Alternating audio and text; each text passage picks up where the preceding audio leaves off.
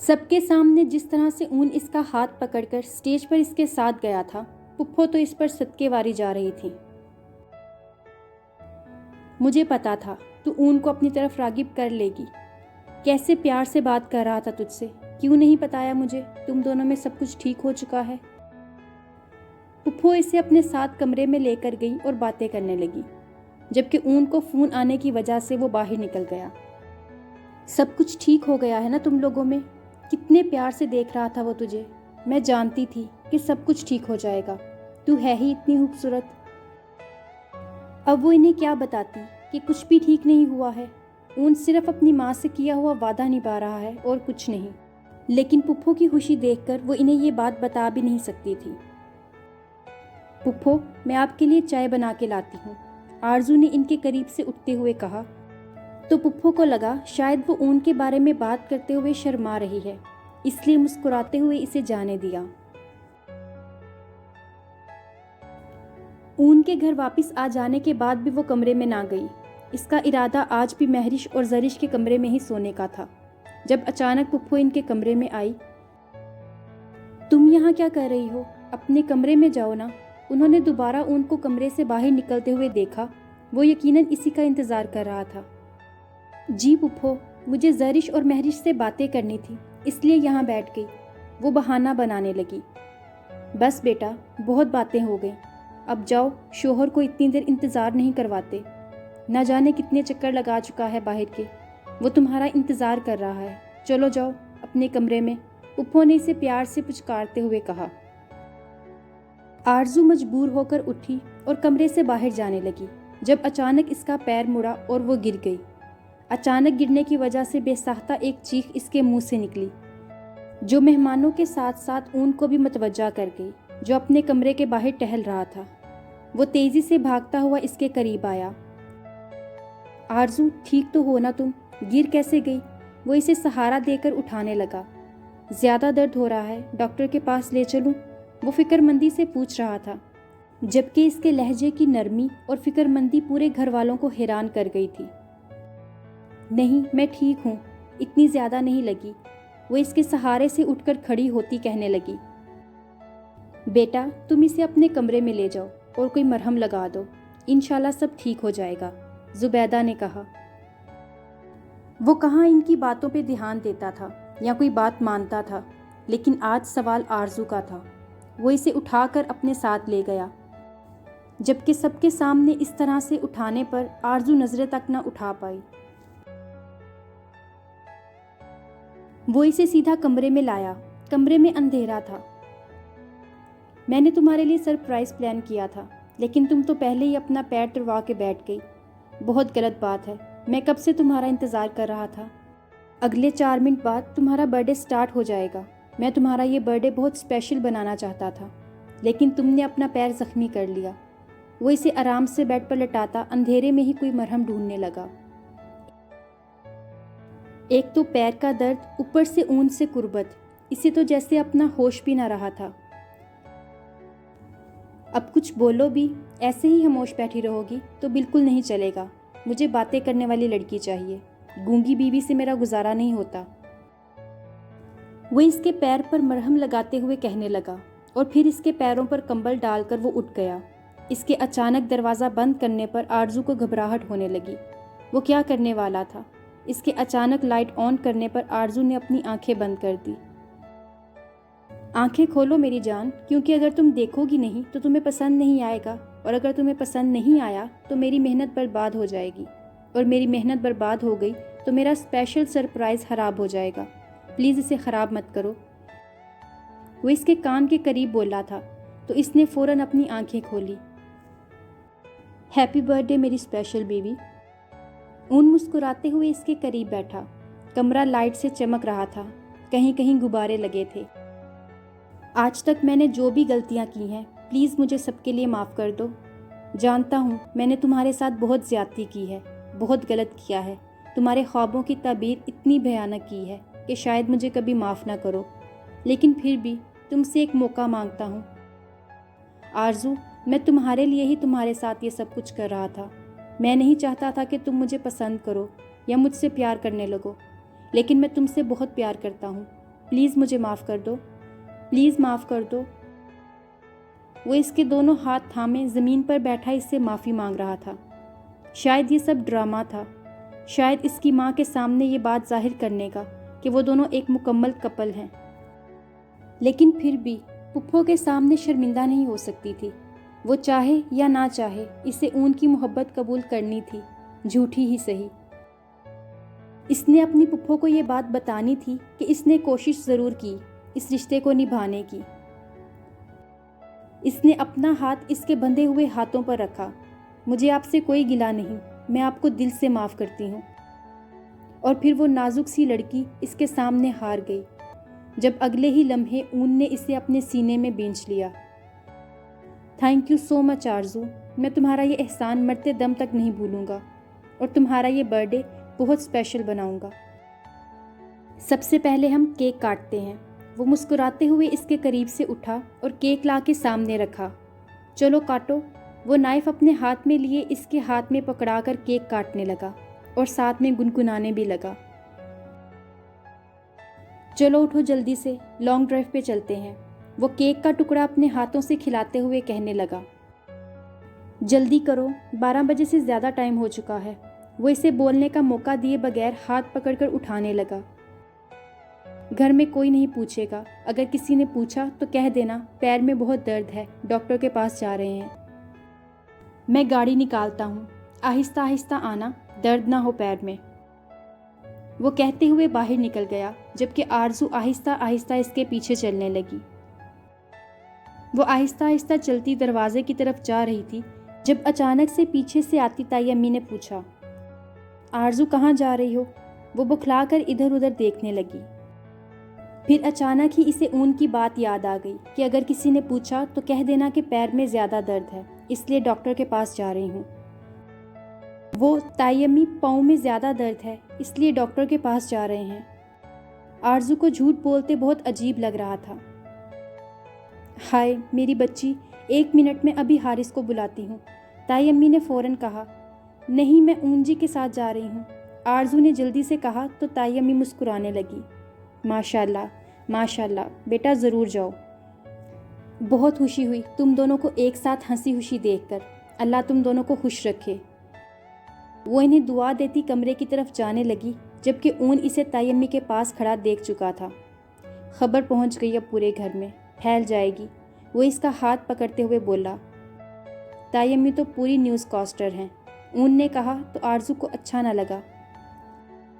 ایسی بات نہیں ہے، تائی امی تو بہت اچھی ہیں، آرزو منمنائی۔ ہاں ہاں سب اچھے ہیں، بس تمہارا شوہر اچھا نہیں ہے، جس کے پاس آتے ہوئے 1000 بار سوچتی ہو۔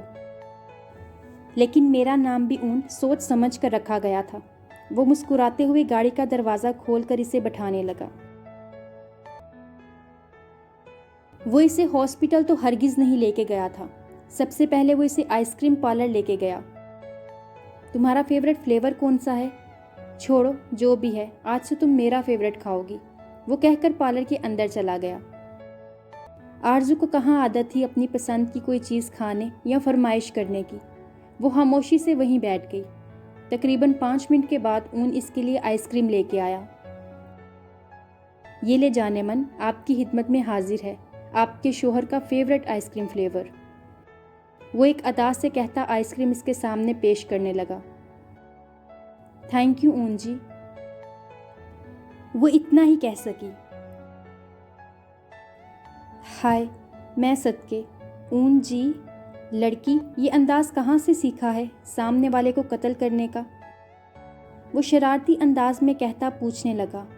آرزو کنفیوز سی بیٹھی اس کے کسی سوال کا ٹھیک سے جواب نہیں دے پا رہی تھی۔ آئس کریم کھلانے کے بعد وہ اسے اپنے ساتھ لانگ ڈرائیو پہ لے گیا۔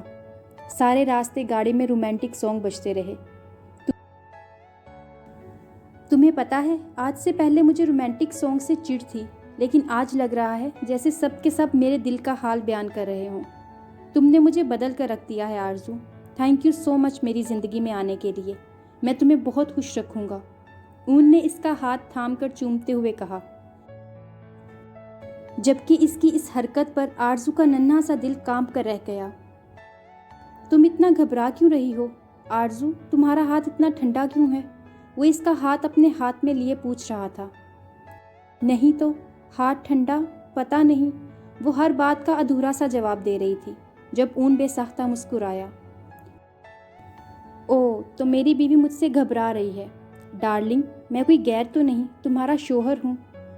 وہ اس کی گھبراہٹ کو انجوائے کرتے ہوئے بولا، جبکہ آرزو بس اسے دیکھ کر رہ گئی۔ کیا سب کچھ ڈرامہ تھا؟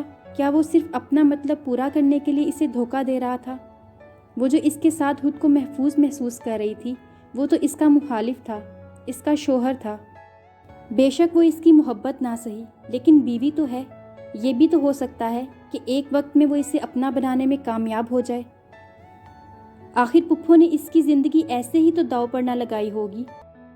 پھپھو کو اس پر یقین تھا، تو وہ اپنے آپ پر یقین کیوں نہیں کر پا رہی تھی؟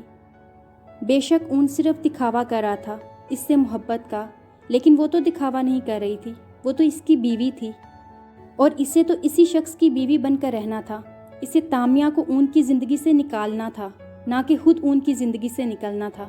اسے پھپھو کی امیدوں پر پورا اترنا تھا، انہیں ان کا بیٹا واپس کرنا تھا۔ میں اون کو خود سے محبت کرنے پر مجبور کروں گی۔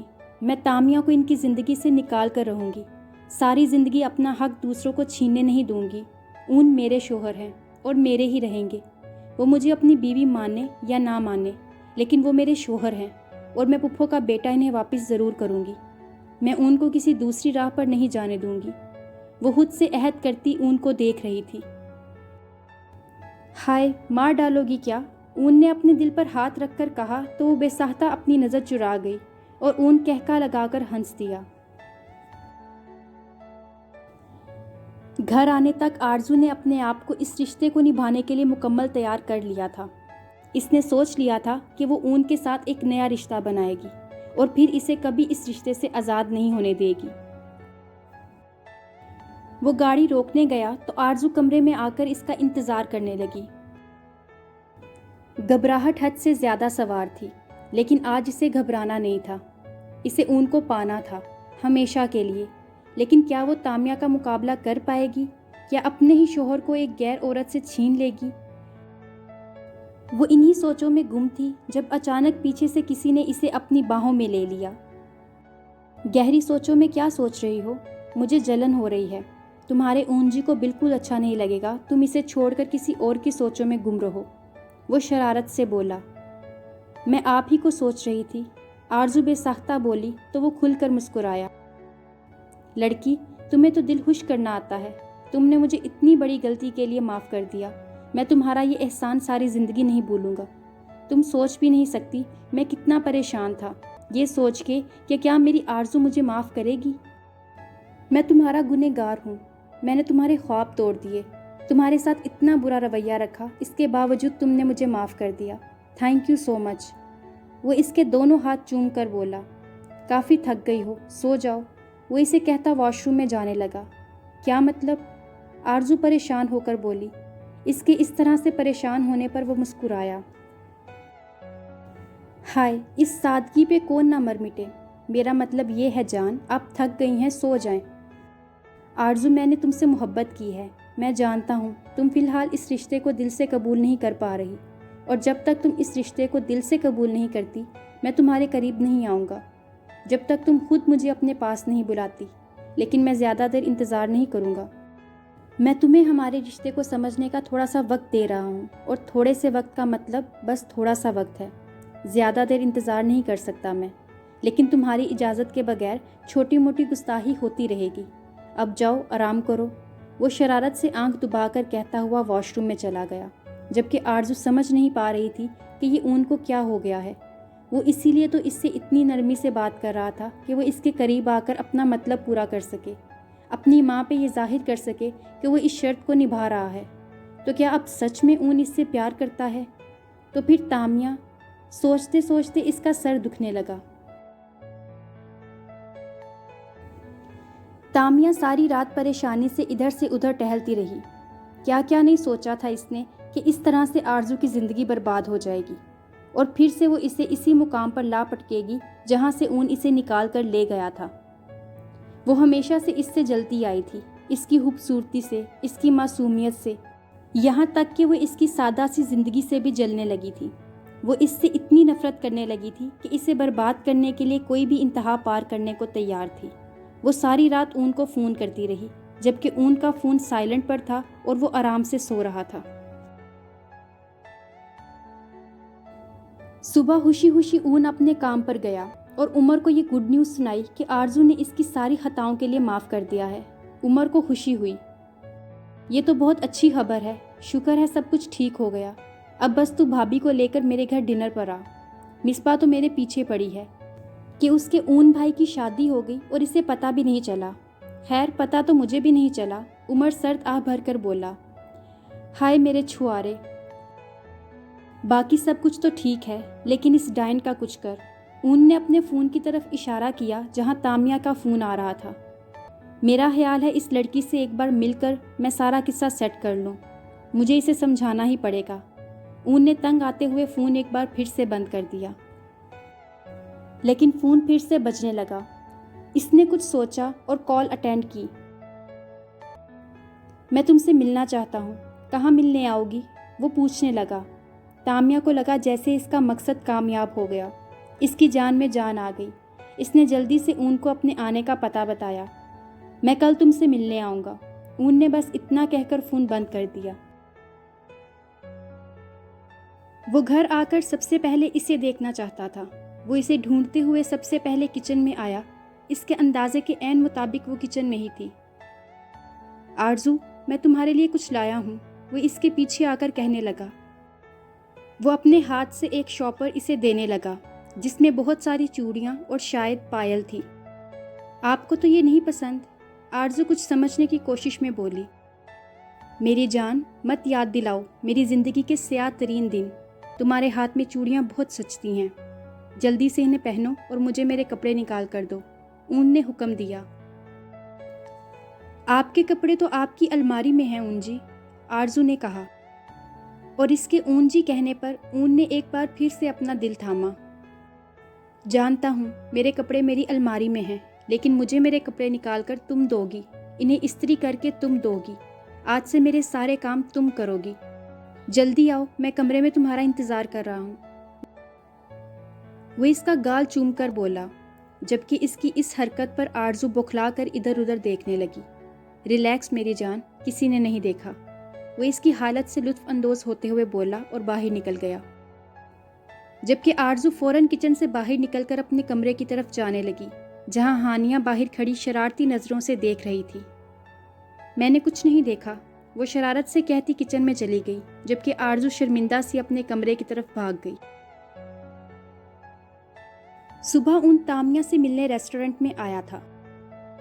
یہ تھی دیدار عشقم کی 6 ایپیسوڈ اچھی لگنے پر اس کو اپنے فیس بک اور واٹس ایپ کے گروپس میں زیادہ سے زیادہ شیئر کریں، اور اگر آپ نے ابھی تک ہمارے اس چینل کو سبسکرائب نہیں کیا ہوا تو جلدی سے اس کو سبسکرائب کر لیں اور ساتھ میں موجود بیل آئیکن کو بھی ضرور پریس کریں تاکہ آنے والی ہر ایپیسوڈ آپ کو ایزیلی مل سکے۔